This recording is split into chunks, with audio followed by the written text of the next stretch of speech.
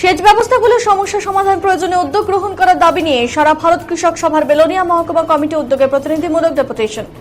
মঙ্গলবার বিকেল 4টে নাগাদ সারা ভারত কৃষক সভা দক্ষিণ জেলা কমিটি উদ্যোগে জল সম্পদ দপ্তর আধিকারিকের নিকট ডেপুটেশন প্রদান করে।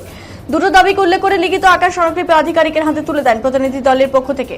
দাবিগুলো হলো দক্ষিণ জেলা অঞ্চল সেচগুলো সচল করার জন্য উদ্যোগ নিতে হবে, যে সমস্ত জমিগুলো সেচের আওতায় নেই অবিলম্বে সেচের আওতায় আনতে হবে। এছাড়া আরও অন্যান্য বিষয় নিয়ে কৃষক সভা নেতৃত্বরা জল সম্পদ দপ্তরের আধিকারিকের সাথে বিস্তৃতভাবে আলোচনা করেন। ডেপুটেশন শেষে প্রতিনিধি দলের পক্ষ থেকে জানান জল সম্পদ দপ্তরের আধিকারিক তাদের বিষয়গুলো মনোযোগ দিয়ে শোনেন। ত্রিপুরা জেলার জলসম্পদ দপ্তরের এক্সিকিউটিভ ইঞ্জিনিয়ারের সঙ্গে আমরা কৃষক সভা দক্ষিণ ত্রিপুরা জেলা পরিষদের এক প্রতিনিধি দল আমরা মিলিত হই। তাতে এক্সিকিউটিভ সাহেব যেমন ছিলেন, তেমনি এই জেলার আরও 4টি মহকুমার অর্থাৎ এসডিওগণও উপস্থিত ছিলেন।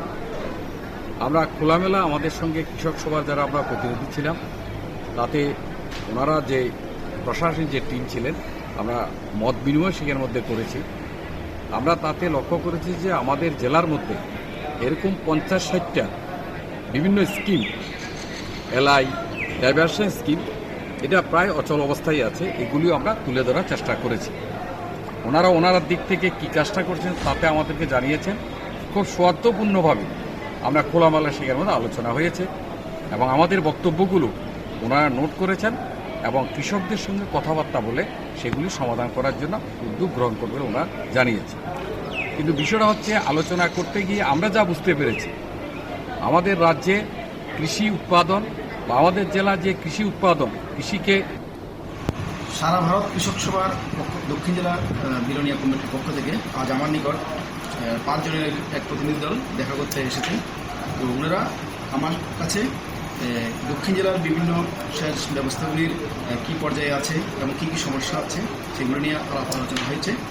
দীর্ঘক্ষণ আলাপ আলোচনার পরে ওনারা আমার কাছে যে দাবিগুলি রেখেছেন তার মধ্যে সচল যেগুলি অচল আছে সেগুলিকে সচল করার জন্য উদ্যোগ নেওয়ার কথা বলেছেন এবং নতুন নতুন কী কী পরিকল্পনা আছে সেগুলিও আমার কাছে জানতে পেরেছেন। তো আমি ওনাদেরকে আশ্বাস দিয়েছি আমাদের যে স্কিমগুলি অচল আছে সেগুলি আমরা আমাদের যে সাব ডিভিশন আছে সেই সাব ডিভিশনগুলির মাধ্যমে আমরা সেগুলি সচল করার জন্য উদ্যোগ নেব এবং পাশাপাশি আমরা নতুন বিভিন্ন পরিকল্পনাগুলি আমরা দপ্তরকে পাঠিয়েছি।